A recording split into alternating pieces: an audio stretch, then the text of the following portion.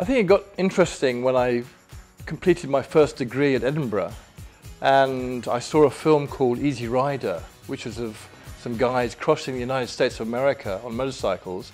And I thought, what a great way to travel. So I went out and bought myself a Norton Commando 750 in 1971 and took it traveling across Europe, through Turkey, Iran, Afghanistan, Pakistan, and into Africa, down to South Africa, for a purpose. I went to do a second degree in South Africa because I'd had a friend who finished university a year before me, went off to India for a year, came back for job interviews, and when they asked, what have you been doing since you left university a year ago? He said he'd been to India, and they said, oh, you're just a bum, we won't employ you. So I thought I'd go on my motorcycle, get a degree, come back to England. When they asked you that question, I say, I went overseas to get a degree, now I've come back to get a job. And they give me a job. But when I got to South Africa, after I finished the degree, I thought traveling was so interesting, I spent another 6 years traveling. By the time I got back to the UK, I was totally unemployable.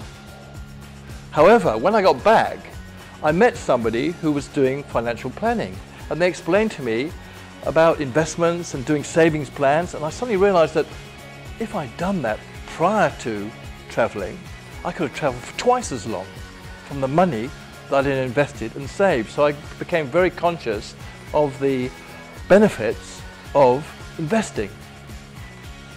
So that is part of my life.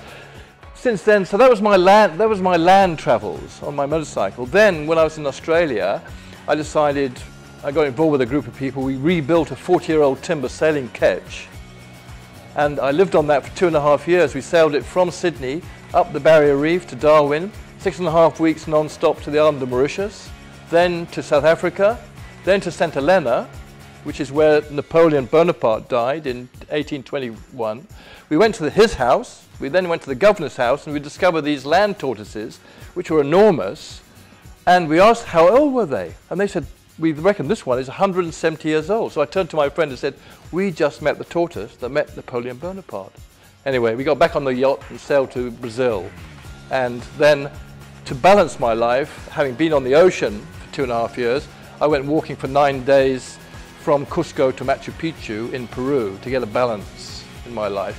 Then I went back to the UK, and I had become so fascinated by financial investments and planning that I became a financial planner in the UK for a number of years before being transferred by a Chinese company who picked me up and invited me to work as a financial advisor in Hong Kong for expatriate financial advice during the British era there. And I was involved in the investment world for the next 40 years or so. Hong Kong was very, very dynamic. It was a great combination of British government with Chinese entrepreneurship, which is a perfect combination. So it was actually booming during the period that I was there for 10 years. So much so that I spent half my time living in a house on the island of Hong Kong, but also half the time living on a yacht that I'd bought and traveling around Hong Kong, to China occasionally. I'd take some time off and go as far as Malaysia, that was quite part of the fascination of living in Hong Kong during the British era. When Hong Kong went back to the Chinese in 1997, I decided to get on my yacht and sail down to the Philippine Islands. And since I've been in the Philippines, I've sailed about 8,000 miles around the 7,000 or so islands in the Philippines. And it's some of the best cruising sailing that I've done worldwide. And I've written a book about it.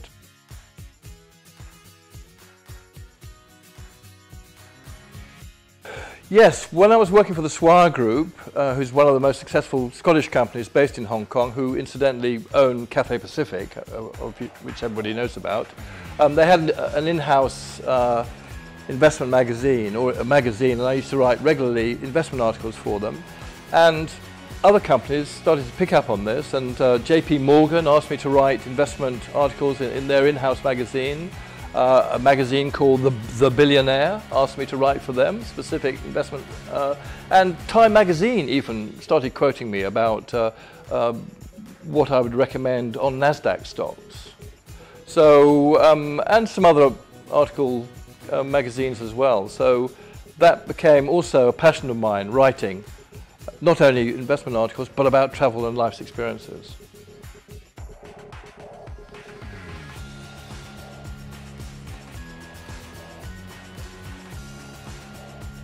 Well, I think the fact that while I was in Hong Kong investing in such markets or such stocks as Apple and Virgin, which I invested in, because when I was a teenager, I used to go regularly to the Virgin record shop in Oxford Street in London, and I thought this is a brilliant setup. And then when he started to expand, I bought Virgin stocks in the very, very early days. That did very well for me. Apple was fascinating because I hadn't a clue what computers were, but I could see that there was a major future in it. Louis Vuitton, Ray-Ban sunglasses, those sort of stocks I invested in, which gave me the opportunity to take time off and go traveling and adventuring, which I have done, I'm proud to say, in over 50 countries over my lifetime.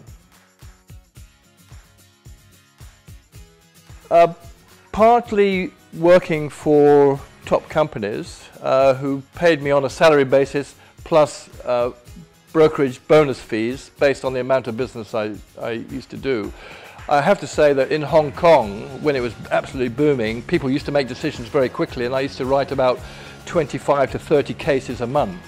In the Philippines, I found it lucky to write 25 to 30 cases in a year because people are much more laid back here because it's a place to hang out and retire, much more so than it is to get involved in dynamics.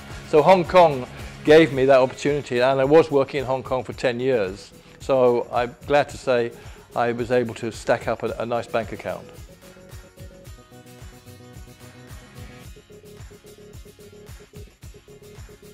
Essentially, around 2010, I thought it was time to do some more sailing, basically. Having a yacht, which basically is having your own apartment, your own condo on the water, you can take it to where you want to be on a regular basis. And I always remember 2001, The Space Odyssey. I remember the writer, he went to live in Sri Lanka, and I thought, what a great thing to be able to live wherever you want to and write and send your stories wherever they were demanded. So living on a yacht, sailing around the Philippines and sending writing stories to pay for the next travel run was a nice combination. So Philippines with 7,000 islands was an ideal choice, and it's full of a people friendly beyond compare. So I'm very happy with the time I spent when I retired originally in the year 2010.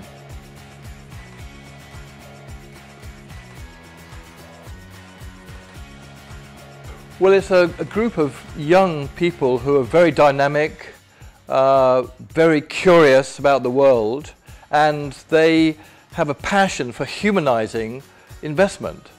And I think that's terribly important for both people who've never invested before, but also giving information and knowledge to experienced investors. So they have produced a website called Market Masterclass, which is full of excellent information for experienced investors and new investors. And I'd love to be a part of that and share my life's experiences, because I know what it can do for your lifestyle and for your own life's adventures.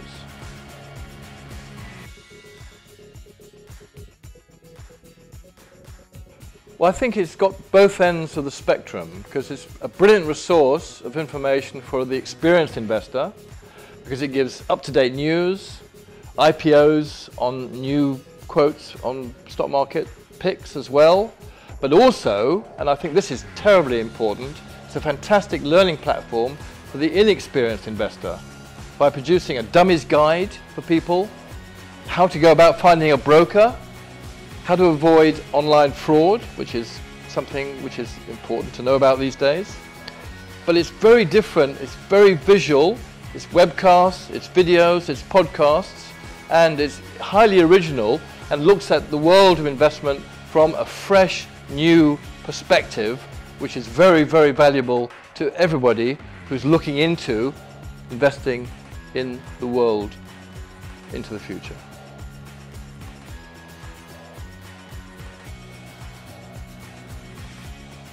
Well, I do like to teach people sailing, and recently I was invited to the south of the country to teach 12 Filipinos how to sail. I do cruise training. I like to do sailing journeys whenever I can, particularly obviously during the dry season. I have my motorcycle, which I bought in 1971. I've had it 45 years, so next February I'm hoping to do a ride for a cause, save the coral reefs, because the Philippines and Indonesia and Australia have a third of all the world's coral, and it needs to be looked after so that the environment can be maintained on our planet. So by investing wisely, and environmental friendly stocks is always a good idea. It's a nice combination. So I ride a bike and I do a lot of writing. I've written 10 books. I've written a cruising guide to the Philippine Islands called Combing the Coral Carpet, and I'm looking to write my first novel, and I'm continually asked by various magazines to write articles about all sorts of subjects, and that is my passion. And of course, finally, being involved with Market Masterclass is to me a real treasure, because it's a pleasure to give my experience and knowledge from my 40 years of being involved myself in the world of investment, to share with knowledge with new people and this dynamic team that is running the operation.